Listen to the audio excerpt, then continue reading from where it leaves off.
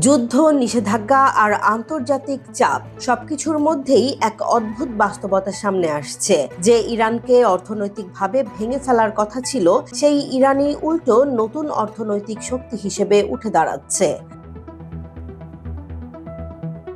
বছরের পর বছর ধরে বলা হচ্ছিল নিষেধাজ্ঞা কোনো সরকারকে দুর্বল করে না, বরং সাধারণ মানুষের জীবনকে কঠিন করে তোলে। এখন ইরানের ক্ষেত্রে সেই কথাই যেন বাস্তব হয়ে উঠছে।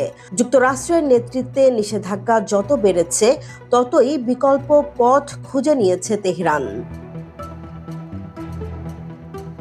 এই যুদ্ধ শুধু সামরিক সংঘাত নয়, এটি বৈশ্বিক অর্থনৈতিক ব্যবস্থার এক বড় পরিবর্তনের সূচনা।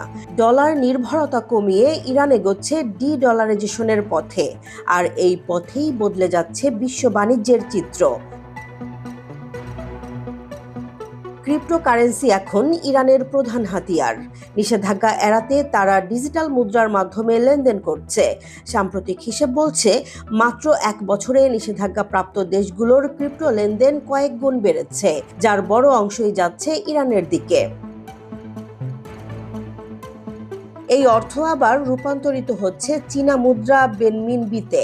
এরপর সেই অর্থ দিয়ে রাশিয়া ও এশিয়ার বাজার থেকে পণ্য কেনা হচ্ছে। অর্থাৎ ডলার ছাড়াই একটি নতুন অর্থনৈতিক নেটওয়ার্ক তৈরি করছে ইরান। আরেকটি বড় শক্তি হরমুজ প্রণালী। বিশ্বের প্রায় 20% জ্বালানি এই পথ দিয়ে যায়। এখন ইরান এখানকার জাহাজগুলোর কাছ থেকে টোল নিচ্ছে ডলারে নয়, বরং বিটকয়েন বা বেনমিনবিতে। এই মডেল শুধু আয় বাড়াচ্ছে না, বরং বিশ্বব্যাপী কোম্পানিগুলোকে বাধ্য করছে বিকল্প মুদ্রা ব্যবহার করতে। ফলে ডলারের একচ্ছত্র আধিপত্যে ধাক্কা লাগছে। এর সঙ্গে রয়েছে পুরনো কিন্তু কার্যকর পদ্ধতি, হুন্ডি বা হাওয়ালা। বিশ্বের বিভিন্ন জায়গায় মধ্যস্থ ভোগীদের মাধ্যমে লেনদেন করে ইরান নিজের অর্থনীতি সচল রাখছে, যেখানে ব্যাংকিং সিস্টেমের কোনো ভূমিকা নেই। পাশাপাশি বাড়ছে পণ্য বিনিময় বা বার্টার ব্যবস্থা।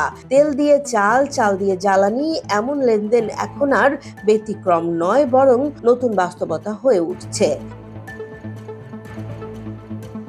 এই পুরো ব্যবস্থাকে বিশ্লেষকরা বলছেন অ্যাক্সিস অব ইভেশন, অর্থাৎ নিষেধাজ্ঞা এড়িয়ে যাওয়ার এক বৈশ্বিক নেটওয়ার্ক, যেখানে ইরান শুধু টিকে নেই, বরং নেতৃত্ব দিচ্ছে। তবে বাস্তবতা হলো, ডলার এখনো শক্তিশালী। বিশ্বের অধিকাংশ তেল বাণিজ্য এখনো ডলারে হয়, কিন্তু ইরান দেখিয়ে দিচ্ছে বিকল্প পথ তৈরি করা সম্ভব, এবং সেই পথ ধীরে ধীরে শক্তিশালী হচ্ছে। শেষ পর্যন্ত প্রশ্ন একটাই, এই যুদ্ধ কি ইরানকে দুর্বল করছে, নাকি বিশ্ব অর্থনীতির নিয়মই বদলে দিচ্ছে? হয়তো উত্তরটা লুকিয়ে আছে এই পরিবর্তনের মধ্যেই। জেসমিন জাহান, নিউজ ডেস্ক, জনবাণী।